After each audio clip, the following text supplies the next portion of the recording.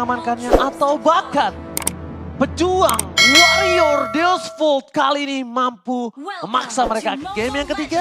Mari kita menuju ke dalam Lane of Town.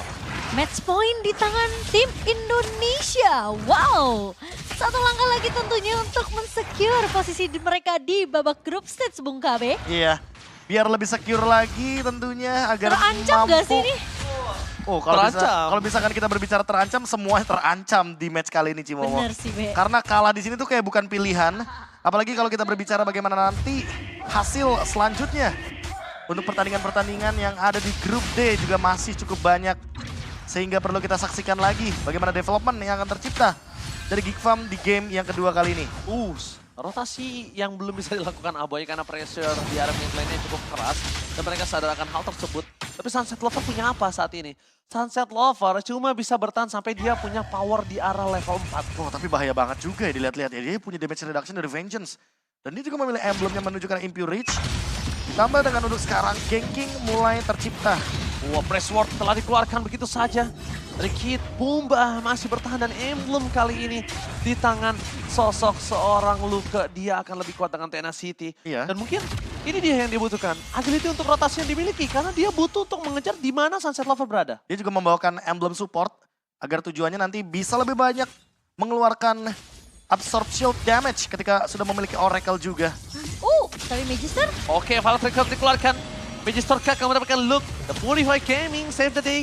Untuk para pasukan dari Geekfam. Meanwhile dari bottom lane kembali. Dua tim yang menggunakan gold laner sebagai weak lane mereka masing-masing. Apalagi One-One. Kali ini di early belum punya pressure yang sangat baik. Yeah. Paloski belum berada di level 4. Geekfam mereka standby dengan ada Nile di depan sana. Tapi ingat, Luka tidak punya Purify kalau dia terperangkap lagi dengan adanya Crystal Migration Sunset Lover. Berada di level 4, Luka memaksakan di depan sana. Dan ternyata para pasukan dari tim Geekfam mereka benar-benar terbantu dengan Buying Time dan Luka. Nile tinggal melakukan retribution dan free terhadap Nile. Meanwhile, Luka versus everybody melakukan Buying Time terhadap dua player yang dimiliki dari Geekfam. Wow. Semuanya bebas langsung ke arah belakang dan zoning out terjadi terhadap para pemain dari Deus Volt ini berkat Luka. Iya. Tapi itu benar-benar Luka mengorbankan dirinya untuk pertukaran yang lebih mahal. Dan sekarang dari pemain-pemain di Default mereka mencoba untuk mengusir saja pemain-pemain dari Geekfam. Mereka tidak mau terlalu overcommit juga karena memang Magister sempat ditumbangkan. Dan Geekfam berhasil untuk mendapatkan turtle mereka yang pertama. Dua kata yang menakutkan hari ini, Esmeralda Look. Karena dia benar-benar pegangin 3 pemain dari Deus Volt sekaligus. Ditambah dengan zoning out tersebut, menimbulkan efek snowballing yang sangat luar biasa. Tapi Turtle diambil, purple buff di-invade. Dan lihat Nile sekarang, dia unggul dari segi level ketika match up-nya melawan Magister. Dan ini akan menjadi early game yang cukup proaktif bagi teman-teman dari Geekfam. Apalagi ketika kita melihat adanya Dreadnought Armor yang dimiliki oleh Fredrin dari Nile. Oh, dia pengen kuat banget Dia di langsung depannya. mau early Iya. game yang menabrak sepertinya bersama juga dengan Luke. Yang sesaat lagi akan menyelesaikan Edwin Reisman. Tapi Paloski terperangkap di depan sana. Masih coba untuk bertahan terlalu kuat Paloski untuk bisa di take down di early seperti ini. Membuat para pasukan dari Geekfam tidak harus terlalu takut untuk bermain dengan boost. Karena Magister dalam posisi yang tidak terlalu unggul. Kenapa? Karena jungle-nya udah coba sedikit demi sedikit dipatahkan oleh seorang Nile tadi. Itu satu. Yang kedua ada damage reduction dari pasif Kaja. Dan yang ketiga kita tahu sendiri untuk Guinevere jungle di competitive scene. Itu build-nya pasti build ke arah tank utility. Ya. Sehingga membuat damage yang dihasilkan sama Magister di early game mungkin ada. Tapi ketika menuju ke late game atau mungkin targetingnya ke arah roamer-roamer yang memiliki HP tebal. Gak bakal seinstan itu. Tapi Be, secara nggak langsung aku ngerasa ya, Geekfam sekarang kunci itu juga bukan cuma di Baloy loh. Iya, Tapi di gimana look-nya juga loh. Makanya kan 2 kata seram hari ini kayaknya. Look Esmeralda. Oke, tapi ngomongin soal Luke Esmeralda, jangan sampai dia bertemu dengan Karvi di area itu, the late game itu yang mungkin harus mereka pahami. Dan mereka juga harus gimana caranya membuat Marquee tidak dalam posisi yang under sekali. Di depan Iya. sana, pasukan dari Geekfam, mereka tidak memaksa team fight terhadap Turtle. Mereka memaksakan supaya Kid bombanya ngelepasin dulu penalty zone atau minimal dia ngelepasin flickernya. Dan di depan sana, Special Migration dengan adanya sosok dari seorang Magister berhasil mendapatkan 1K. Yes, Nile ter-take down. Membuat para pasukan dari Geekfam mereka kehilangan the power of retribution. Tapi Luka masih bertahan di depan sana. Membuat para pasukan dari Geekfam mereka memaksa Tivan. Walaset Kid Pompa kali ini berhasil ter-take down. Pertukaran yang tidak cukup adil, tapi turtle yang tidak bisa didapatkan oleh Deus Vult menjadi sebuah keuntungan dari Geek Farm. Wow, looknya benar-benar strong banget di area depan. Tapi sayangnya tadi mereka tim fight itu di area jungle. Jadi ya bisa dibilang itu jadi spot yang amat enak banget sebenarnya untuk Violet Requiem dari Magister. Ya, tapi ditambah dengan flicker juga dari Kid Bomba yang membuat penalti zone-nya lebih on point. Namun buying time-nya percuma karena Nile sudah hadir kembali dan akan mengadu retribution. Special Migration menuju ke seorang Paloski. Ini cukup sangat merugikan tim dari Deus Vult. Mereka kehilangan momentum, mereka kehilangan Sawo. Mereka bahkan bisa saja kehilangan seorang Magisor. Tapi para pasukan dari Geek Farm mereka memaksa tim fight dari mid lane. Dan lihat Nile tidak mengeluarkan apapun di sana. Kayaknya Luke harus berterima kasih sama Matildanya Sawo. Karena dengan Matilda Sawo menggunakan Guided Wing berkali-kali, Absorb damage. shieldnya makin banyak, absorbnya makin lebih powerful. Dan lihat, untuk sekarang Entity Talisman sudah ada di tangan dari Luke. On the way seharusnya menuju ke arah Dominance Ice. Dan ini akan membuat shield dari Poveusnya Sunset Lover akan benar-benar sangat-sangat tumpul sekali. Dimakan semuanya ya. Di zoning terus juga, lihat bagaimana sosok Luke yang masih belum bisa di take down. Dengan Purify-nya, buying time akan menjadi kunci jawaban dari Geek Farm sehingga fokus dari Sunset Lover-nya itu nggak ke arah Marky. Tapi kalau ngomongin dari EXP, kali ini lihat pecah banget Paloy! Menuju ke arah seorang Carvi hilang pecah begitu saja dan bahkan this is Captain Marcus speaking ready to take off. Berhasil memberikan damage tapi besar vengeance. Meanwhile Lapis Sword menutup hari dari sosok Sunset Lover. Sawo, where are you going? Tapi nampaknya para pasukan dari Geek Farm mereka lebih memilih untuk fokus ke arah mid lane.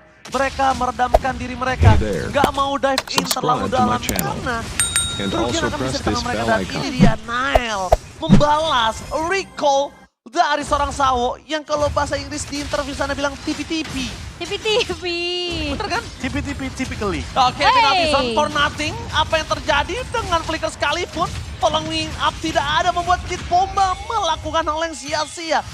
Kid Bomba, what are you doing Kid Bomba? Mungkin at least dia pengen nge-clear minion aja sih. Ya, tapi setidaknya untuk di turtle yang selanjutnya dia nggak bakal bisa set up. Yang mungkin bisa dilakukan hanya Sawo dengan satu buah Guided Wing. Tapi itu resikonya tinggi banget. Lagi dan lagi karena nggak ada flicker berarti jatuhnya jadi one way ticket. Oh, dan Flash of the Assist untuk Sawo kali ini. Sementara Geek akan lebih berfokus bermain secara objektif tentunya menjadi kunci untuk Geek Farm. Dengan dominasi net award sejauh ini di menit ke-8. Tapi tiba-tiba Minister Oh, special migration Paloski masih bertahan dengan console gaming. 2 kali gak kepick up. 2 kali kagak pick up dan Luka di sana langsung melakukan respon terhadap tim Geek Farm lainnya. Luka masih punya Purify Gaming tertangkap, last hit berhasil ter-take down. Akhirnya Luka bisa hilang. Sedikit terlambat mungkin Nile memberikan absorb damage dari turtle-nya yang akhirnya Luka harus menjadi korban keganasan dari seorang Sunset Lover. Itu yang tadi kamu bilang ya. Saking percayanya Aboy. Saking percayanya. Baloy dengan Iya. Luke juga ya. Dia percaya semua satu sama lain dan Iya. memang mungkin kita bisa bilang kalau ngomongin dari Geek Farm salah satu tim underrated di area MPL, dark horse banget. Mungkin secara individualisme mereka tidak terlalu terdeteksi. Tapi gimana caranya mereka punya team fight dan mereka punya kepercayaan satu sama lain sama timnya. Benar-benar seperti keluarga, itu yang membedakan. Iya. Tapi kalau kita berkaca kembali dengan item yang sudah benar-benar dihadirkan dari kedua belah tim ini, Geek Farm mungkin fokusnya menuju ke arah si Halberd. Ini yang menarik juga dari Marky. Item ketiga untuk memecahkan shield absorb yang nanti akan dibawakan juga dari Matilda. Sehingga membuat kekuatan dari Sawo dengan Flask of the Assist nggak begitu maksimal. Tapi di satu sisi lainnya, Legend Sword di tangan dari Carvi. Udah pasti. Luke harus lebih berhati-hati karena semakin late game, Beatrix-nya akan semakin lebih berbahaya dengan Maleficor yang akan dia bawakan. Gak bakal bisa ditahan. Gak bakal bisa ketahan kecuali dia bikin Blade Armor. Tapi di depan sana Magisor kali ini berhasil menghindari dipecah sebentar Paloski. Bergerak belakang membuat pasukan dari Geek Farm. Dan lihat Sunset Love fans everybody dan this is Captain Marcus speaking nampaknya berhasil menumbangkan Sunset Lovers kembali. Luka! Luka!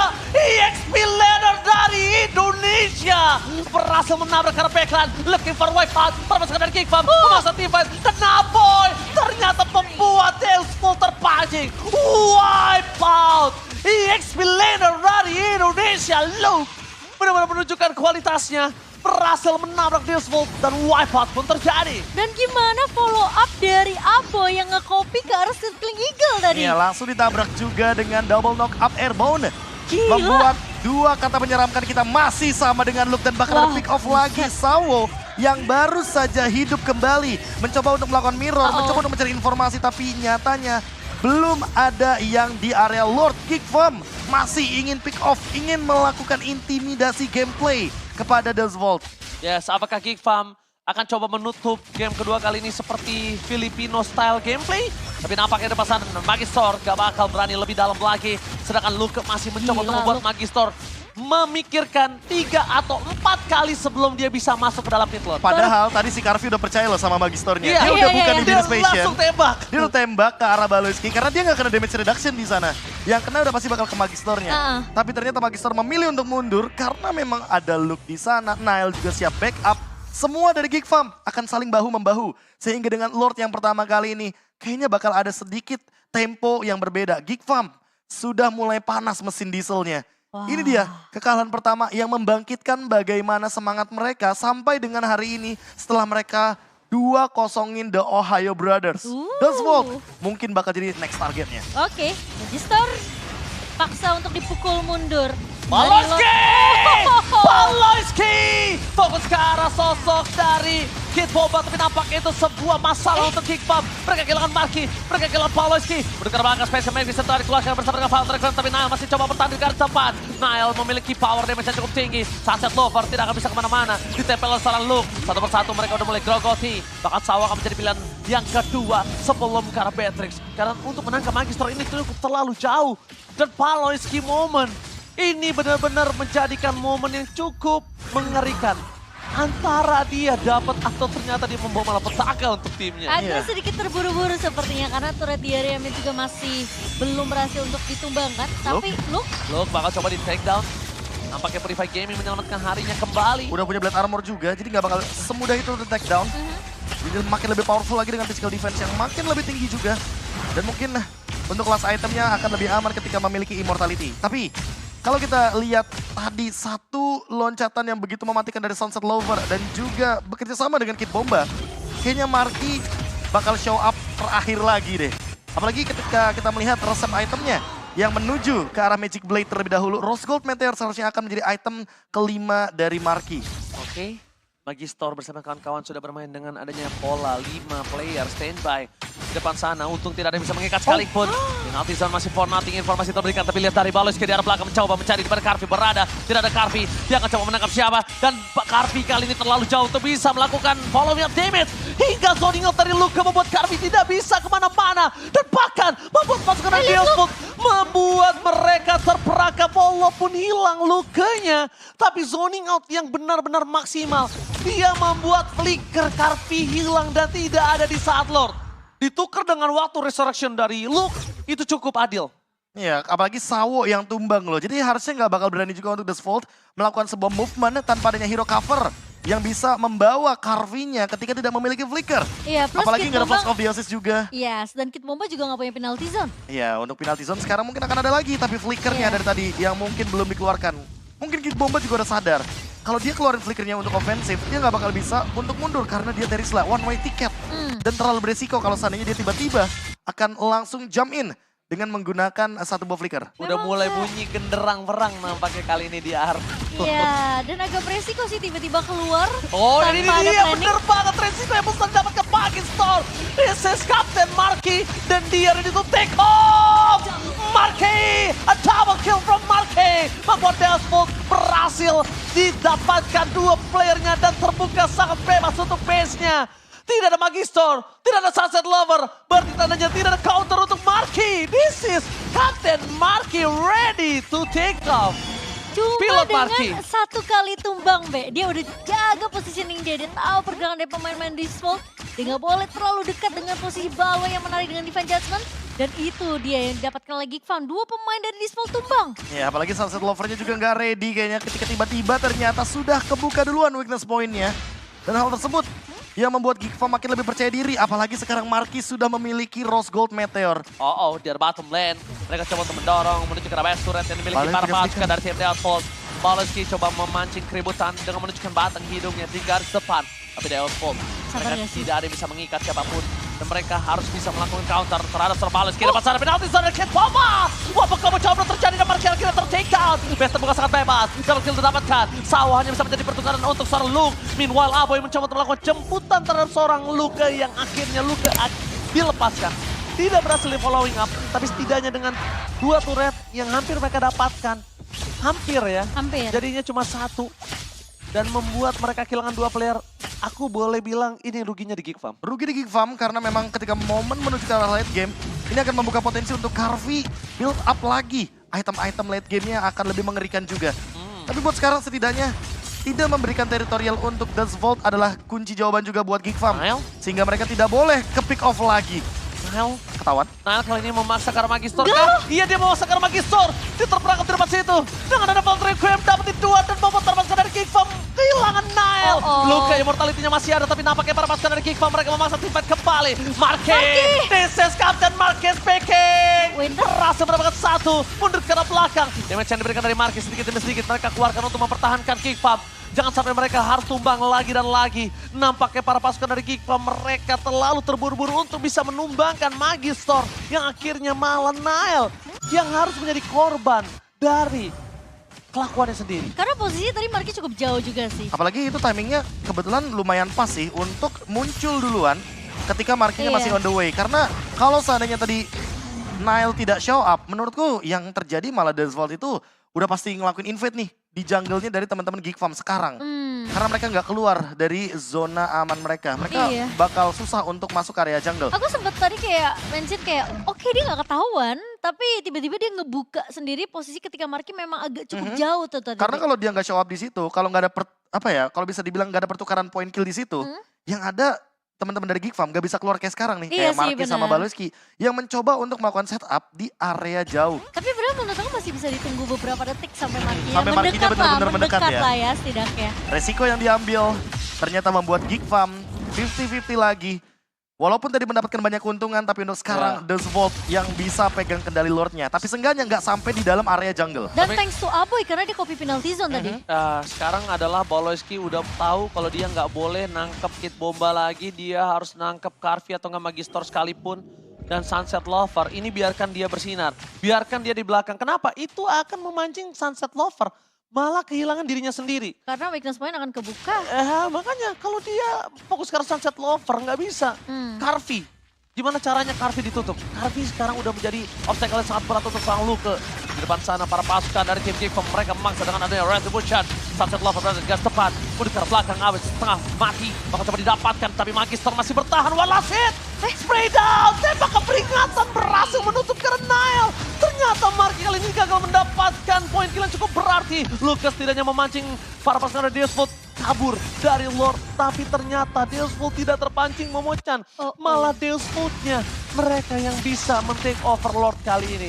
Lagi dan lagi, Carvi masih bebas. Iya, dan Sunset Lover yang tadi juga sempat ditarik, Winter Truncheon-nya digunakan ketika crossbow offting kebuka dari Marquez. Iya, dan untuk sekarang lihat dipaksa. Tapi di depan sana lihat Baloski bakal coba untuk bertahan. Tidak ada defense judgment para pasukan dari Geek Farm. Mereka cuma bisa melakukan team fight. Tapi di belakang sana Luka mencoba untuk menutup hari dari seorang Carvi. Dia bisa terlalu sakit, tidak bisa dipendung dan Sunset Lover terperangkap di dalam perangkap Geek Farm. Setidaknya itu yang bisa mereka lakukan dan Marquez hilang. Marquez gak bisa selamat dari para pasukan dari Dust Vault. Bersama dengan sosok Luka yang tumbang. Wolf bergerak di arah mid lane ini bencana untuk Geek Farm. Wow, dan sekarang mau nggak mau mereka harus bermain secara defensif. Dust Vault sudah mulai menggiring jalannya Lord di area mid kali ini. Tumbang 1 demi 1 bukan opsi yang baik sepertinya buat Geek Farm. Dan sekarang mereka yang terpick off. Oke, mereka menuju ke belakang. Best turret dipecahkan. Belum ada clear. Carvi terperangkap tapi tidak ada following up. Dan Abed terperangkap dengan ada special medication dan Nile gagal mengeluarkan press ward. Baloski one last man standing. Tidak akan bisa melakukan clear minion. Dan membuat game ketiga Israel Dust Vault menolak. Tumbang dengan 2-0 from Europe region. Benar-benar tangguh. Berhasil menyentil Geek Farm. Membuat Geek Farm kali ini. Oh, lihat Kid Bomba. Mendengar teriakan dari Geek Farm. Dan ini dia keseruan di M-Series secara langsung. What a play from Dust Vault. Yes, berhasil untuk mengembalikan keadaan. Pattern yang sama seperti di game yang pertama. terjadi lagi di game yang kedua. Sampai diingetin sama Sawo. Lagi, ayo lagi.